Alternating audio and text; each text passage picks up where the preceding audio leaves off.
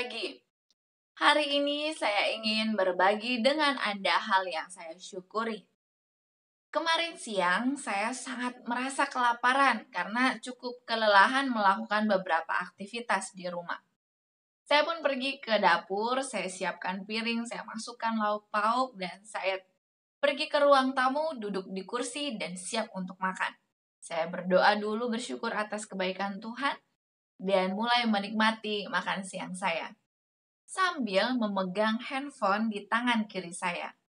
Saya adalah pengguna tangan kanan, jadi tangan kanan saya yang lebih aktif untuk melakukan segala sesuatu. Tapi karena tangan kanan sedang memegang sendok makan, jadi handphone saya pegang dengan tangan kiri. Nah, handphone saya ini tidak menggunakan casing atau cover di luar karena sementara rusak, jadi tidak bisa lagi dipakai dan belum saya cari yang baru. Jadi memang saya gunakan handphone langsung, tidak ada pelindung apapun. Karena tangan kiri itu tidak terlalu kuat dibanding dengan yang kanan, ketika saya menggeser-geser, meng-scroll layar untuk membaca berita, handphone saya ini licin permukaannya. Jadi tanpa disengaja, handphone ini jatuh ke dalam mangkuk makanan saya. Saat itu saya sementara mengkonsumsi makanan yang berkuah. Karena dia licin, handphone langsung jatuh ke dalam air kuah makanan. Saya cepat-cepat angkat. Walaupun sudah ada di bagian bawah itu sekitar 2 cm bekas-bekas air. Saya cepat-cepat keringkan dengan kain, lalu saya hair dryer sedikit-sedikit. Karena handphone ini sangat saya butuhkan. Saya menggunakannya untuk merekam video renungan pagi ini. Sambil saya kering-keringkan, saya ketawa sendiri, itulah. Nah, makanya kalau lagi makan itu jangan sambil memegang handphone.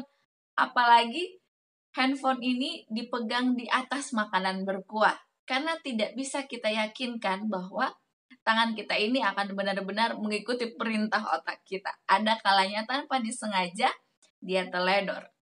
Saya pun mengeringkan dengan hair dryer sambil berdoa, Tuhan, tolonglah. Handphone ini masih sangat saya perlukan. Minta tolong, saya tahu ini kesalahan saya. Tapi biarlah Tuhan membantu saya agar handphone ini tetap masih dapat terpakai. Selain karena saya gunakan untuk renungan pagi, ada banyak sekali file-file di dalamnya yang sangat saya butuhkan dan tidak ada backupnya di email maupun di tempat yang lain.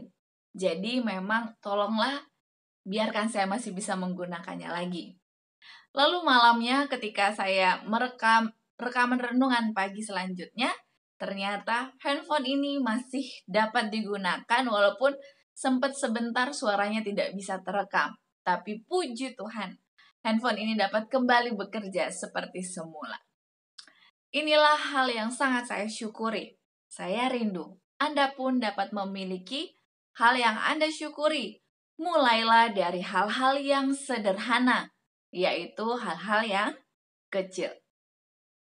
Baik, mari kita lanjutkan bacaan renungan pagi kita hari ini di tanggal 12 Juni dengan judul Kesehatan dan Kebahagiaan di Alam Terbuka. Ayat intinya tertulis di dalam Mazmur 104 ayat yang ke-24. Betapa banyak perbuatanmu ya Tuhan, sekaliannya kau jadikan dengan kebijaksanaan, bumi penuh dengan ciptaanmu.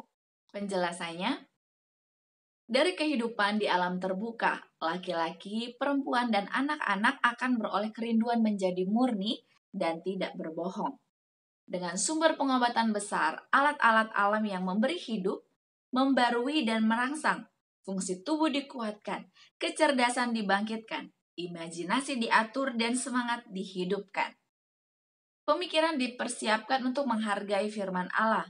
Kesehatan dan hidup ada di udara segar.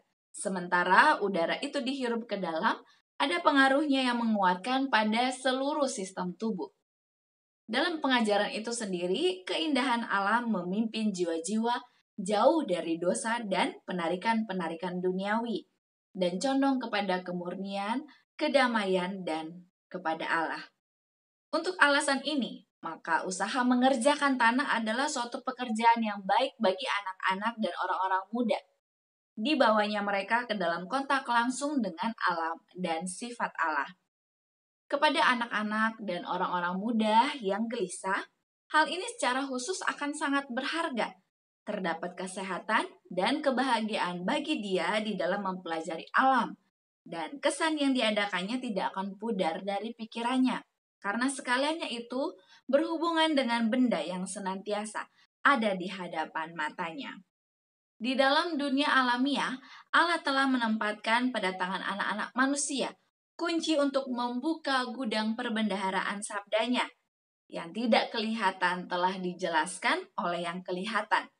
Hikmat ilahi, kebenaran yang kekal, anugerah yang tidak terbatas, dapat dipahami melalui perkara-perkara yang telah dijadikan Allah. Allah telah menjadikan dunia ini indah karena Ia senang dengan kebahagiaan kita.